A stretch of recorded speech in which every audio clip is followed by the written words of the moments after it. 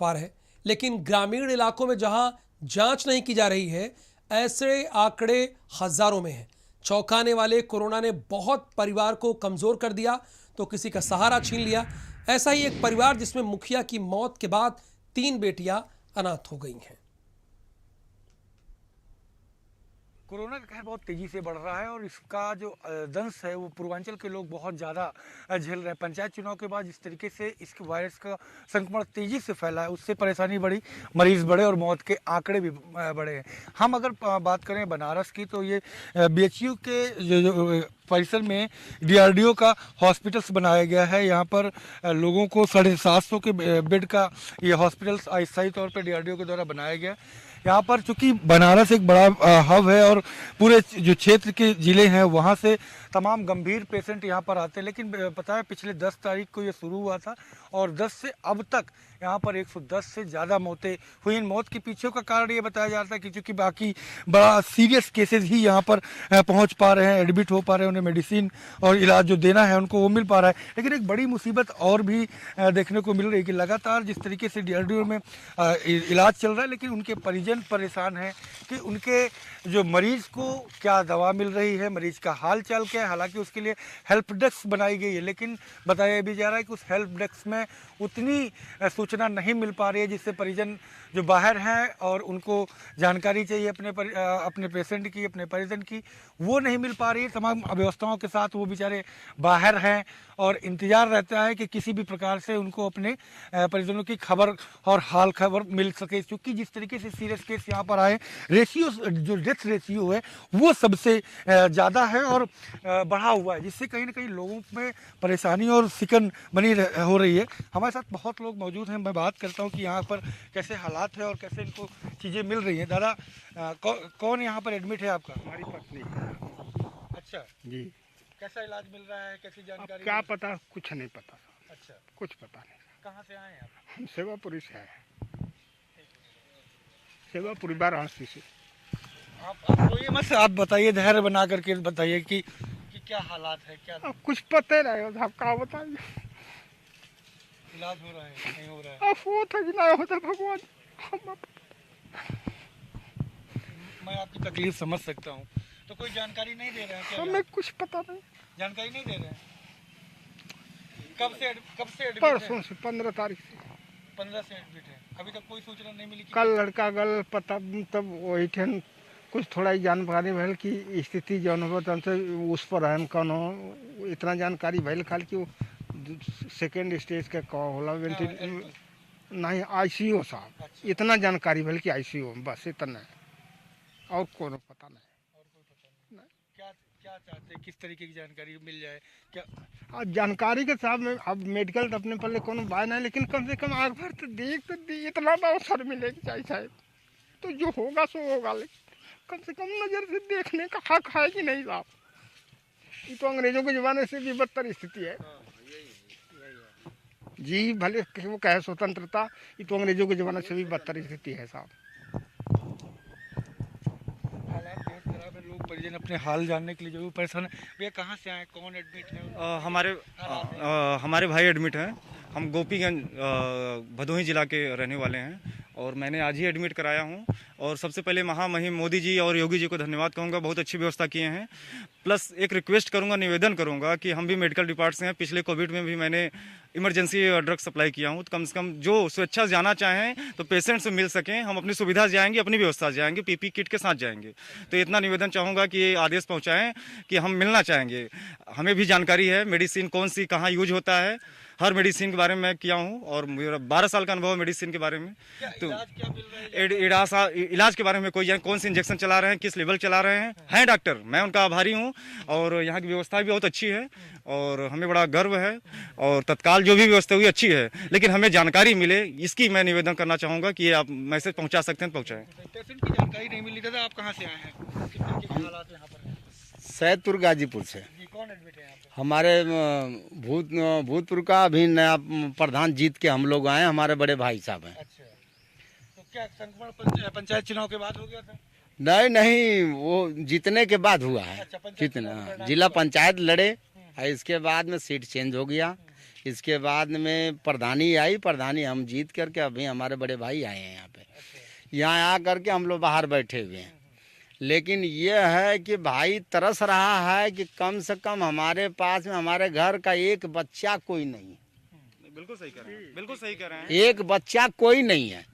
कम से कम अधमरा वो हो जाएगा, मरीज जो अधमरा हो जाएगा, अधमरा हो जाएगा कि वो देख करके तरस रहे हैं कि खाली डॉक्टर है, क्या चल रही क्या नहीं चल रही, क्या व्यवस्था नहीं है। हाँ, क्या व्यवस्था नहीं है। हमारा भाई खुद परेशान हो जाएगा हम लोग देख करके। हाँ, हम लोग को देख ही नहीं पा रहा वो। अब क्या इंजेक्शन चल रहा क्या नहीं चल रहा है। आंकड़े यहाँ बढ़े उससे भी डर लग रहा है। नहीं डर क्यों नहीं लग रहा, डर लग रहा। अभी 3 मरीज आए हैं यहाँ पे, रो रही हैं, महिलाएं रो रही हैं। हाँ, रो रही हैं। और बाहर गेट से उधर से निकल रहा है, वो भी हम जाके देख रहे हैं। ऐसा नहीं है सर। हाँ, ये है अच्छी व्यवस्था, मैं मान रहा हूँ। और लास्ट निवेदन है, इतनी सारी व्यवस्था किए हैं। जब पता है कि यहाँ पे डेड बॉडी 36 घंटे 48 घंटे बाद दे रहे हैं। नहीं, ये जानकारी हमें नहीं है, सुनने में आया है। हम भी फेसबुक मीडिया से जुड़े हैं। और लास्ट निवेदन ये है कि जब सारी व्यवस्था लग्जरी की है, सब ट्रांसपेरेंट है, तो कम से कम एक LED लगा दें। हमारा पेशेंट बोल रहा है क्या खा रहा है, क्या कौन दिया रहा है, ये हम देख सके। जब सब कुछ सत्य है तो वो दिखाएं। सारी लग्जरी व्यवस्था की है, LED में कितना खर्चा आता है, इतना करें। यदि कर सकते हैं, आप पहुँचा सकते हैं। आप किस न्यूज़ से हैं? आप भारत समाचार। मैं धन्यवाद कहूँगा आपका आना, बहुत बहुत मैं आपका भारी हूँ। जो लिस्ट बनाते हैं, कहते हैं 7 बजे आएगी, तो कभी 2 बजे अभी अभी आई है। तो उससे हमने नोट किया, हमने पूछा कि प्रैक्टिकल में है या स्टेटस लेवल में। तो वो बोले कि ये लेवल मैं नहीं जानता। तो किस फेकल से चल रहा है, मास्क कौन सा लगा है, कितने लीटर चल रहा है ऑक्सीजन, ये पता नहीं है।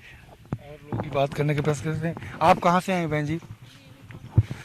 लगातार सूचनाएं जो है वो नहीं मिल पा रही हैं। और सबसे बड़ी समस्या इस BHU के DRDO हॉस्पिटल में ये है कि जो परिजन हैं वो अपने परिजन, जो पेशेंट हैं उसका उन्हें हालचाल नहीं मिल रहा, वो कैसे हालात हैं वो नहीं मिल रहा। सबसे बड़ी बात ये कि जो मृत्यु दर है वो बड़ी तेज़ी से बढ़ी है। और साथ ही साथ डेड बॉडीज जो है वो 48 घंटे और 36 घंटे के बाद मिल रही है। तो लोग इतना परेशान है अपने परिजनों के हाल चाल जानने के लिए कि उनकी आंखों से आंसू निकल रहा है इस कोविड महामारी के दौरान। कैमरा पर्सन दुर्गेश यादव के साथ संजय सिंह चौहान, भारत समाचार, बनारस। कोरोना की महामारी के बीच राहत के लिए DRDO का एक बड़ा अस्पताल बनारस में बनाया गया। पिछले 10 तारीख को बने इस अस्थायी अस्पताल में 7 दिन में 121 लोगों की मौत हो गई। हालात ये बन गए कि लोगों को अपने मरीज का हाल नहीं मिलने से लोग बेहद परेशान हैं। हालात ये है कि अपनों के हाल न मिलने से लोग रो रहे हैं। वहीं मौत के बाद अस्पताल प्रशासन 2 दिन बाद डेड बॉडी दे रहा है। लोग परेशान हैं। इस महामारी ने तमाम परिवारों को बेघर कर दिया है, तमाम परिवारों को बिना छत के कर दिया और बेसहारा कर दिया। ऐसी ही एक कहानी के साथ हम जौनपुर बनारस पहुंचे हैं। और बनारस में एक परिवार जिनके मुखिया खत्म हो गए कोविड की वजह से, उसे अंत्येष्टि के लिए कितना संघर्ष करना पड़ा। 3 बेटी हैं जिनके दम पर जो है वो अंत्येष्टि हो पाई। माँ उस डेथ के बाद से जो है लगातार ऐसे हालत है, मानसिक हालत है कि उनकी तबीयत सही नहीं हो पा रही, उबर नहीं पा रही हैं। तो मुखिया, जब घर का मुखिया जाता है तो हालात कैसे बनते हैं, हम उस पूरे दर्द को आपको दिखाने और सुनाने की कर रहे हैं कि कोविड ने किस तरीके से परिवारों को दर्द दिया है और किस तरीके से तकलीफ़ें दी हैं। इस घर में मुखिया जो थे वो उनका देहांत हुआ। देहांत के बाद कैसे सरवाइव कर रहे हैं लोग, और वो तकलीफ ऐसी कि घर का परिवार का जब मुखिया जाता है तो दिक्कत होती है। उनकी बड़ी बेटी हमारे साथ है कात्यानी।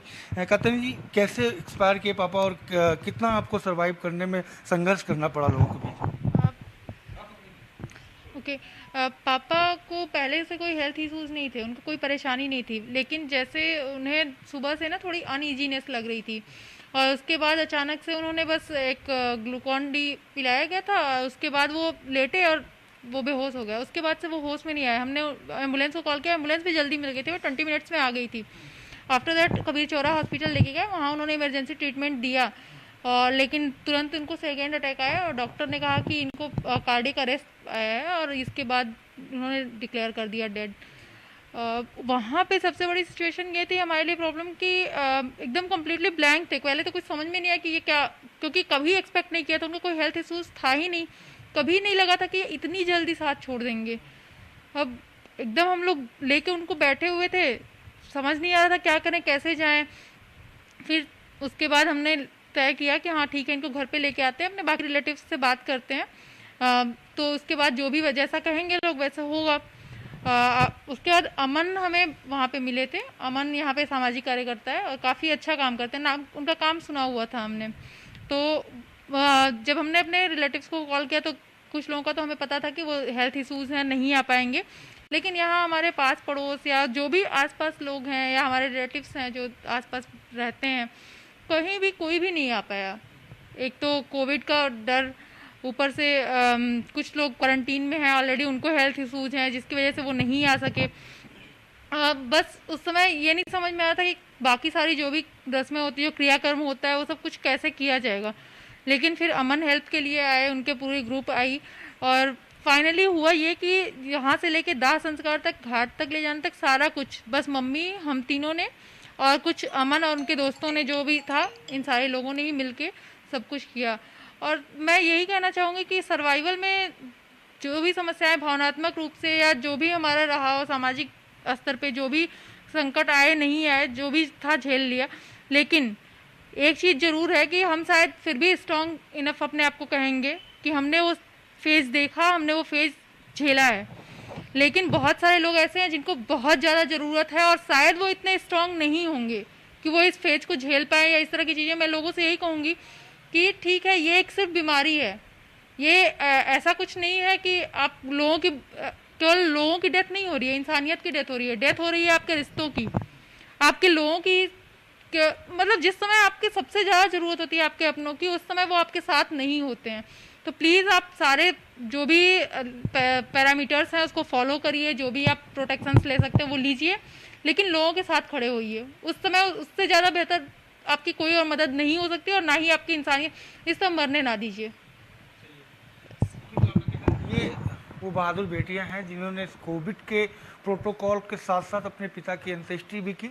हालांकि सामाजिक जो कार्यकर्ता हैं वो जरूर साथ में खड़े हुए, लेकिन आस पड़ोस और रिश्तेदारों ने कहीं ना कहीं मुंह मोड़ा। तो एक बड़ा दर्द, एक बड़ा संघर्ष इस कोविड काल के दौरान, महामारी के दौरान लोगों का जो है वो निकल करके आ रहा है। और इस महामारी से उबरने के लिए सामाजिक एकता और समरसता की बेहद ज़रूरत है। और जब आप सब साथ में खड़े होंगे, शायद ऐसी तमाम बेटियों को इतनी संघर्ष नहीं करना पड़ेगा जैसा इन लोगों को करना पड़ा। कैमरा पर्सन दुर्गेश यादव के साथ संजय सिंह चौहान, भारत समाचार, बनारस। लखनऊ से खबर है, जहां पर बीकेटी तहसील के इमलिया गांव में मौत का तांडव जारी है।